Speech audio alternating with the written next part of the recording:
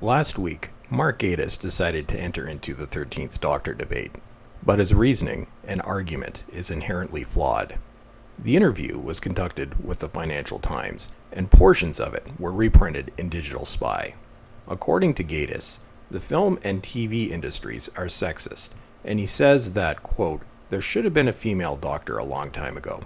Gatiss, what is the basis of this argument? Are you saying that a female doctor should have been cast just for the sake of having a female doctor?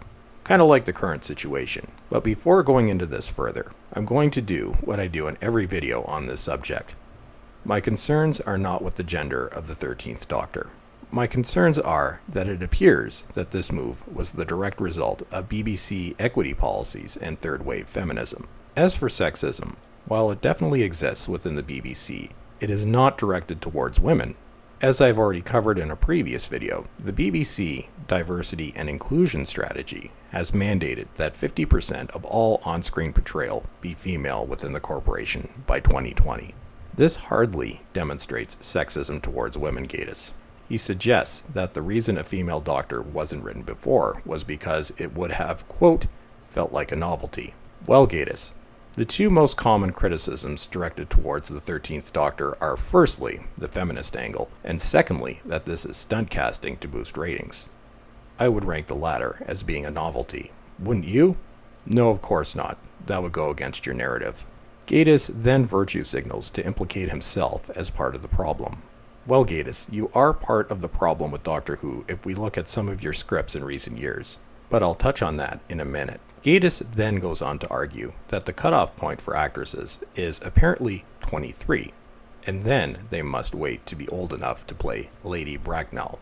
Oh really, Gatiss? Since you're using Doctor Who as an example, let's take a look at various companions on New Who and see what ages they were when they were cast, shall we? Freema Agyeman was 27. Catherine Tate was 39. Jenna Coleman was 26.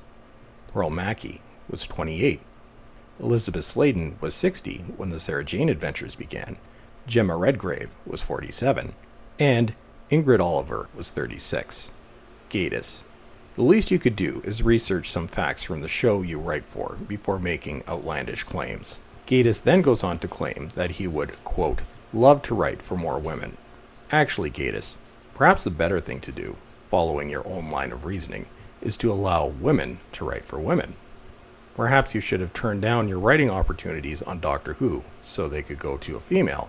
Perhaps you should have convinced Stephen Moffat to cast Mycroft as a woman. Perhaps you should have turned down your role in Twice Upon a Time so it could go to a woman over 23. This is the problem when this kind of argument comes up. Gatiss, you say there is a problem, but you won't be the one making the sacrifices. You expect other men to do it. I'm sure you would not be willing to give up your writing and acting roles on the basis of equity. So why do you expect other males to shoulder the burden? Arguments like this are why so many people are frustrated with Doctor Who and the BBC at the moment.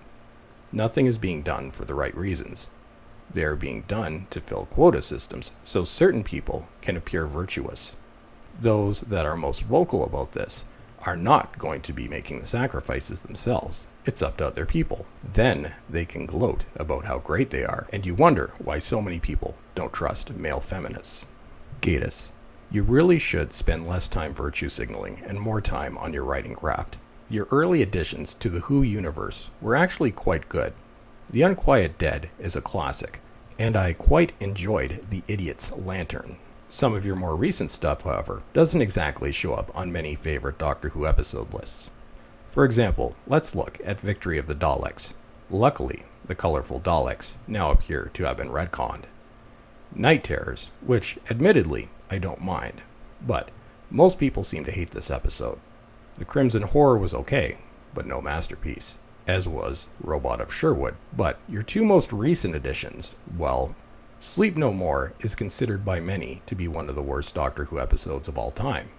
Really, what were you thinking, man?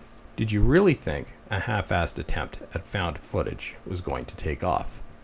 And Empress of Mars, I actually fell asleep on first viewing. But at least we can say it wasn't the worst episode of Series 10. I can't say myself which one was the worst because they were mostly all pretty bad. And I'm going to cut this video off here. So, Gatiss and everybody else, that's it for today. As always, thank you for watching and have a great day.